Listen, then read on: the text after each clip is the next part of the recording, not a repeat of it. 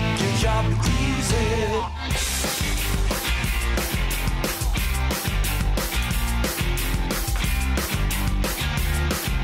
A golden opportunity to go 2 games clear in second spot slipped away on Sunday afternoon at Blundstone Arena as a desperate and more determined North Melbourne side kept their finals chances alive with a 40-point victory over the Coasters. Welcome to an episode of Eagle Review, proudly sponsored by Kennards Hire as per usual. Benny, Hi. By my side, you were down there. Yep. Tragic scenes, really. What about no breeze? Considering the last couple of times we've played there, have a look at some of these kicks and the distance they're travelling, whether it be forward or over their own heads. It was soggy underfoot a little bit, Benny, from rain earlier, but in the end, North missed a lot of incredibly easy chances and kept us in it the way we were converting with our early opportunities pre-half-time. Yeah, first thing, conditions, both teams playing it, so it's not an excuse. And then you just go, well, it actually wasn't that bad. A little bit dewy underfoot to start with, but it wasn't too bad at all. But North certainly missed a few, and geez, we couldn't miss early, and that kept us in it, really, considering the supply that we didn't have, which we'll get into shortly. Well, yeah, as you said, ultimately the dam wall kind of broke there in the third term in red time, and the Eagles unable to get back in the contest despite their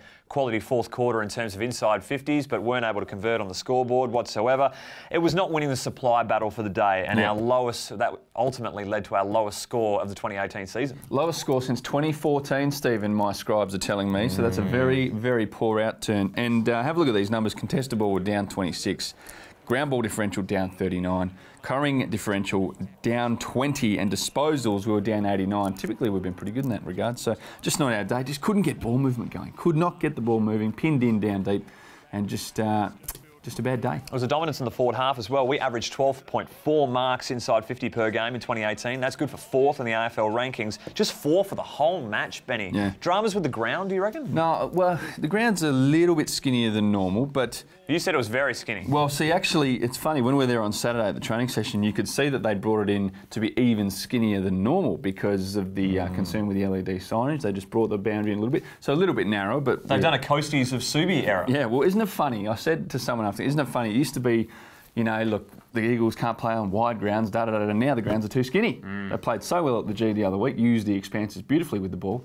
Couldn't do it this week against the Roos, but I think they just had a bad day, and the Roos played well. And in terms of the marks in forward 50, the Roos played a spare back, which obviously makes it a little bit more difficult in getting back in numbers, but no excuse. They got outworked and outplayed. Few commendable performances on the day. Elliot Yeo had 1 contested possession till quarter time, ramped it up a bit from there, 19 overall and 28 11 tackles. 11 tackles. He was in the coalface all day. Cripps fought hard for the majority of the contest. Lysett and Vardy, they certainly had their hands full with Goldie for the majority of the day. Did enjoy this Vardy grab the one-hander. Yeah, going back and slotting that at crucial stages. Hutch going to Higgins, that's an interesting one, probably the right call. Always going to happen, wouldn't it? But then Ben Cunnington comes out and has one hell of a game in conditions that are just so well suited to him. And Paul Ahern, 37 as well. Couldn't have predicted that probably. No way. Day out. Hearn, solid all day, still all Australian for mine. Yep. Cole showed a bit at stages down back. Particularly early was very good.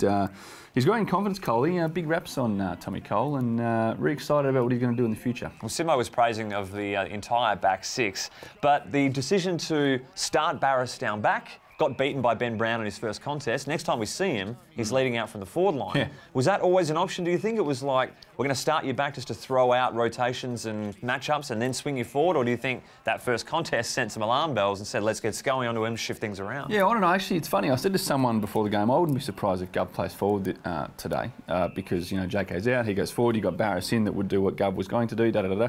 Didn't end up happening, but then, funnily enough, maybe they've sent Barris forward, but maybe it was because they wanted Majak to go to him, to give Majak someone to have to go to. I don't know. I'm not very smart and bright with this football sort of stuff, but I don't know. But he actually went all right early. He took 5 marks in the first quarter. He looked good, and Schofield had one of his best games of the season as well. But Barris, 44 games, 0 goals, and still none for TB. So we're holding out hope that that's coming very soon. He was due, and that's why he went forward, perhaps. Correct. A few moments we just want to touch on throughout the game that really caught our eye. This is one of the best goals I've seen for the day, but this is from North Melbourne, so we won't spend too much time on it. This collect from Marley Williams, try and do that 99 times out of 100. You'll never do it again. And then the Mason Wood left foot snap. That's goal of the day, unfortunately. Ripper, what about Bunga? What about kick of the day almost? Just going for touch. Could not have landed that any more perfectly. You know what? It reminded me of Wimbledon. The grass court season is finished now, but the ball hitting the chalk and puffing up Brilliant stuff from Bunga. Liked it. Duggo got a bit of airtime here. Hope he's okay. Still in the midst of landing, I heard. The left foot, yo snap. Now, how confident is this guy on his left foot?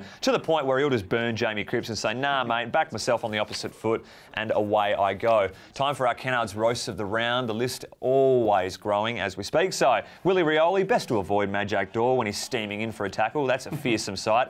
A couple of goals from Willie. The first one, just a whisker from saving himself. Very close. That was, that could have been some embarrassing times. Probably could have roasted Majak. He's fell asleep at the wheel here and allowed Willie to run forward from the centre. But his other goal was something else, Benny. Just outside the outstretched fingertips of McMillan. That was just a low skimming gem. Yeah, ran the gauntlet. And everyone thought, oh, what's he done? There's a player and they go, oh, it slipped underneath. The press box was very nervous for him. And it was Darling who got in the assist, just flicking the ball off his face too. Brilliant. Yeah. Goldstein getting his frame in the way, and that led to a perfect storm and a Jake Waterman Falcon as well. Got to love him. Yeah, Waterman. Speaking of Waterman, good segue, Stephen.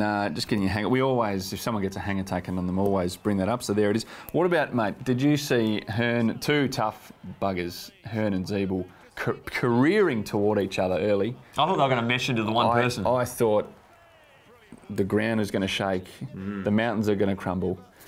But Bunga missed him, and because Zeeble gets the goal, that's a little roast for the skipper. Understandable. Bunga again, speaking of the captain, buying a full range of the Simcom candy at his shop. That was a nice one there. McGovern, very tidy intercept grab here in the first quarter. First kick of the game. What an absolute worm burner here. Pull the contract. Not good enough there. What about Reddo? You see Reddo have the big fresh area here? Yeah, I'm glad it was a fresh area. Don't want to miss him for the derby. That's scary stuff. Round the grounds quickly. This is one of the best goals I've ever seen from Higgins. From Richmond. Fantastic. And definite goal. Definitely goal. On the other side of the fence, you got balls going through Collingwood players' legs in the goal square. Bit of chalk and cheese there. Jaden Short. Bring one? Yeah, thank you for raising this. If it happens once, next time, like this was a minute later, less. If there's someone there and Jaden Short just idles up within a couple of metres, how about you man him up after what he's done 3 seconds earlier? No, goal two. And I traded him out of my fantasy team the other week as well, just to rub salt into the wounds. I knew that's the reason you want to bring it up. This Bombers fan, he's gyrating in the aisle here. It's the first quarter, champ. Have a spell. You've got a long way to go. Heaney, what was that? That is one of the worst. Out on the full. Don't know what you're thinking, but the winner, Ben Roberts. Give it to me. This piece of play, now, I was at the wrong end of this at the game, but... I think Willie was at the wrong end of it. Everyone was at the wrong... There was a lot of people at the wrong end of this. Willie goes in. Does he cop the initial one high? Of course he does, but he tried to slip out and that made it look worse. Then he tried to accentuate that, which was probably the error. Then the umpire second-guessed himself because he was going to pay maybe high. Then he thought, no, he's lifting that. No, hang on, is it going to be holding the ball? I'll let it go a bit. Then everyone stops.